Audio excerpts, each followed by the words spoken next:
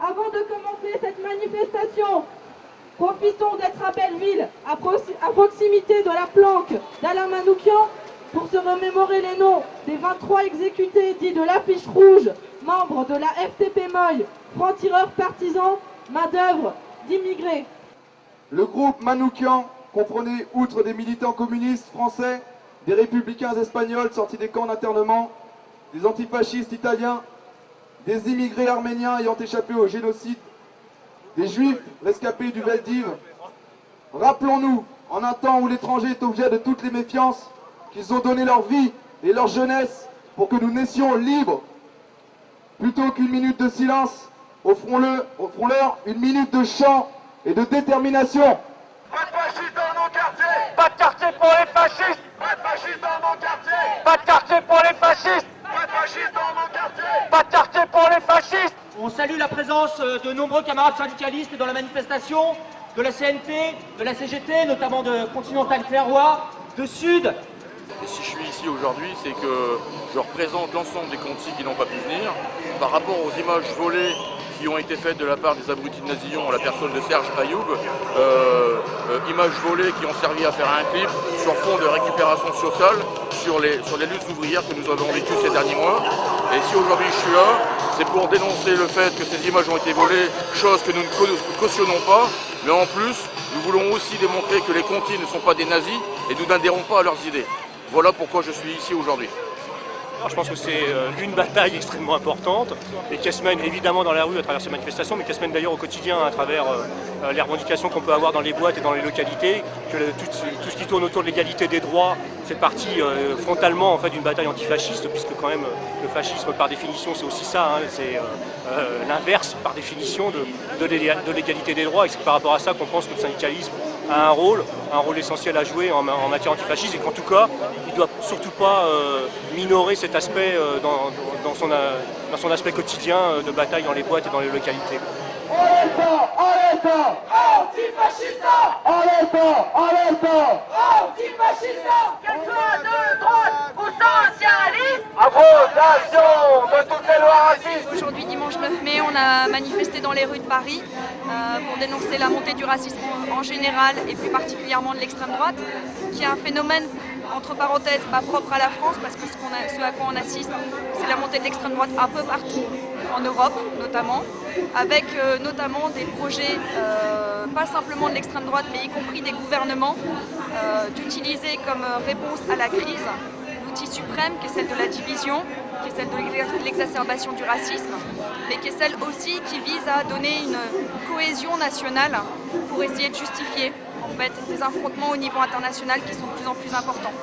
Donc c'est exactement ça qui s'est passé en France, notamment avec la campagne électorale. Le gouvernement n'a rien trouvé de mieux que de mettre en place un projet de débat sur l'identité nationale qui visait clairement, en fait, non seulement à stigmatiser une partie de la population, les immigrés en général, avec la création d'un ministère de l'identité nationale et de l'immigration, qui aujourd'hui expulse plus de 30 000 sans-papiers, qui crée clairement des discriminations à l'embauche, qui multiplie les contrôles aux faciès, mais aussi un débat politique nauséabond, parce qu'il visait à justifier justement la fierté d'être français par rapport à l'occupation en Afghanistan, par rapport à des projets et des tensions au niveau international. Donc cette manifestation, elle est évidemment importante, elle s'inscrit à notre avis dans un cadre plus général qui est la nécessité de reconstruire des mobilisations de masse contre le racisme et contre l'extrême droite, qui est aussi la nécessité de redonner des outils militants pour empêcher les fascistes de s'implanter dans nos quartiers, dans nos universités. Depuis 2 ans, on voit que à droite du LFN, un certain nombre de groupes essayent d'occuper le terrain, essayent aussi d'attaquer un certain nombre de réunions, de manifestations, de rassemblements, donc se font de plus en plus menaçants. Par ailleurs, on a vu le FN s'est plutôt bien porté aux dernières élections régionales, donc un certain nombre de ces groupes activistes se croient tout permis. Donc aujourd'hui à Paris, il fallait marquer effectivement une mobilisation antifasciste forte pour ne pas se laisser intimider, pour montrer que la rue ne sera pas laissée effectivement aux fascistes, et que par ailleurs les thèmes qui portent actuellement, que ce soit sur la mondialisation, la délocalisation, sont parfaitement démagogiques, puisqu'on sait très bien que l'extrême droite s'est toujours retrouvée du côté de l'État, du côté du patronat. Aux dernières élections régionales, pratiquement toutes les listes d'extrême droite comportaient un certain nombre de patrons qui sont présentés au suffrage des électeurs, et que l'extrême droite est le pire des ennemis des travailleurs, des femmes, des jeunes. Hein, on le voit en ce qui concerne les femmes, on sait que le 29 mai, il y a une mobilisation nationale de l'extrême droite à Bordeaux pour remettre en cause le droit à l'avortement. Hein. En ce qui concerne les jeunes, on sait très bien que une organisation comme le Front National défend avant tout l'école privée, c'est-à-dire une école qui sélectionne effectivement ses élèves, donc certainement pas pour le droit à l'éducation. Et de la même façon, l'extrême droite est opposée au droit de grève, au droit des travailleurs. Donc il ne faut pas se tromper d'ennemi.